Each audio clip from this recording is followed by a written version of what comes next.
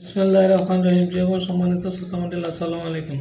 আমি এখন আপনাদের সামনে হযরত জুবাইর ইবনুল আওয়াম রাদিয়াল্লাহু সংক্ষিপ্ত জীবন কথা কবিতাটি পাঠ করছি। হযরত জুবাইর ইবনুল আওয়াম রাদিয়াল্লাহু সংক্ষিপ্ত জীবন কথা। হযরত জুবাইর ইবনুল আওয়াম রাদিয়াল্লাহু ছিলেন ইসলামের প্রথম যুগের অন্যতম সাহাবী, জান্নাতের সুসংবাদপ্রাপ্ত 10 জন সাহাবীর একজন এবং হযরত মুহাম্মদ সাল্লাল্লাহু আলাইহি ওয়াসাল্লামের ফুফাতো ভাই ও পরম বিশ্বস্ত সাহাবী। মাত্র 16 বছর বয়সে ইসলাম গ্রহণকারী এই বীর যোদ্ধা ইসলামিক প্রতিটি যুদ্ধে অসীম সাহসিকতার পরিচয় দিয়েছেন, যার জন্য তাকে হাওয়ারি ও রাসূলুল্লাহ বা রাসূলের সাহায্যকারী উপাধিতে ভূষিত করা হয়। তিনি 594 সালে মক্কায় জন্মগ্রহণ করেন।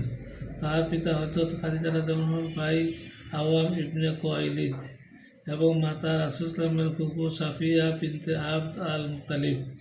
তিনি হযরত আবু বকর রাদিয়াল্লাহু কন্যা আসমা রাদিয়াল্লাহুকে বিয়ে করেন, যিনি জাতুন নিতাকাইন নামে পরিচিত ছিলেন।